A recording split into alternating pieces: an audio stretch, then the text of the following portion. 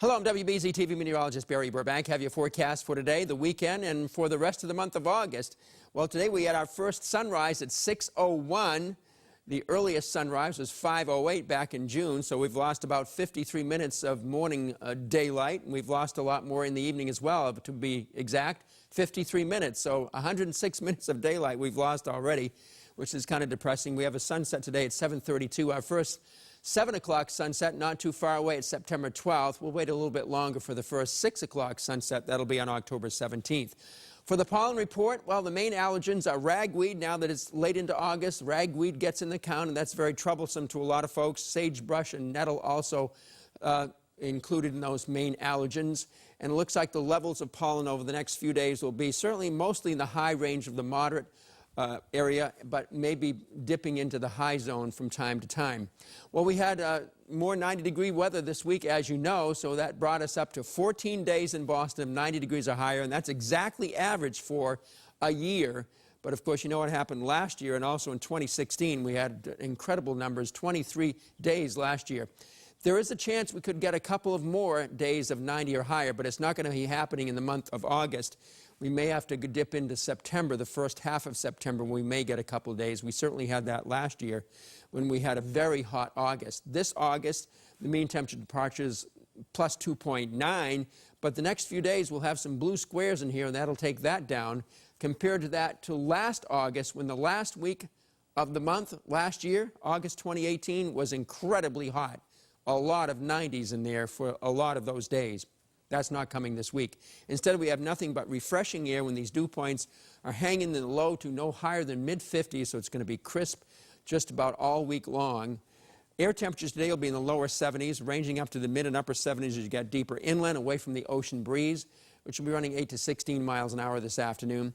High temperatures across the country today will be a little bit down from what we have seen over the last few weeks, certainly in some spots much cooler than it has been, but it still continues very hot and humid south of this weather front.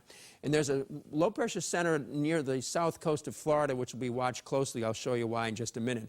But for now, high pressure is really in control and supplying us with some nice refreshing air. It will turn partly cloudy this afternoon, and then eventually, as more wind comes into the ocean, it's going to actually capture some moisture and propel it toward the coastline. We'll see it in the form of a lot of low cloudiness coming up during tomorrow morning, and there'd be maybe enough moisture in there to produce some spritzes, a little touch of mist, or maybe a few little sprinkles and light showers southeastern Massachusetts, but a lot of that will sink southward, and much of the rest of the region will have quite a lot of sunshine and not that many clouds. Monday, we may get a few more patches of low clouds coming in Monday over southeastern Massachusetts, as well as that wind continues in from the ocean. And that wind today will keep it cool at the ocean, 70 to 73 for air temperatures. Water temperatures pretty much match that in most spots, so it's pretty warm water, relatively cool air. You might, once you get in the water, you might want to stay in the water. When you come out of the water, you're going to cool off and be feeling kind of chilly because the air is so dry, it's going to evaporate things very quickly. We have a low tide in the middle part of the day, so plenty of beach out there. Low temperatures tonight, not quite as low as last night because it will be partly cloudy, and it'll be a little bit of a breeze, and low temperatures upper 50s and lower 60s. There could be some spots way inland back toward the Connecticut River Valley, which may be close to 50. And then tomorrow will be a little bit cooler than today will be. Upper 60s along the coastal plain to the lower 70s as you get in north central Massachusetts for the highest temperatures. Cape and the Islands, yep, you have a chance of those sprinkles or light showers mostly during tomorrow morning. Nothing going on in the afternoon. And for the lakes region and mountains, it should be fine for mountain climbing, hiking, and camping, and picnics and golf and biking, whatever you want to do up there. It looks really good to me. Okay, let's take a look ahead beyond Monday. High pressure moves offshore. Tuesday looks pretty good, high pressure in control, not much wind either of those days. A strip of rain is on its way, and that'll be coming along, but also we're watching what probably is going to turn into Tropical Storm Dorian off the eastern seaboard, but most of it will be out over the ocean, as you can see here, as it travels along and moves to the northeast Wednesday into Thursday.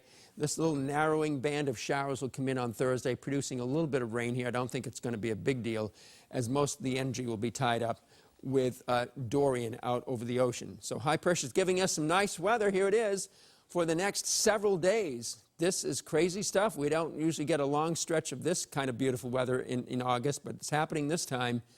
No 90s this week. It could be warmer in the lower 80s by Wednesday, and also on Labor Day weekend. Yep, I said Labor Day weekend. Next weekend, it could be warming up, so we'll have some 80s then, and with the temperatures a little bit lower at some coastal spots.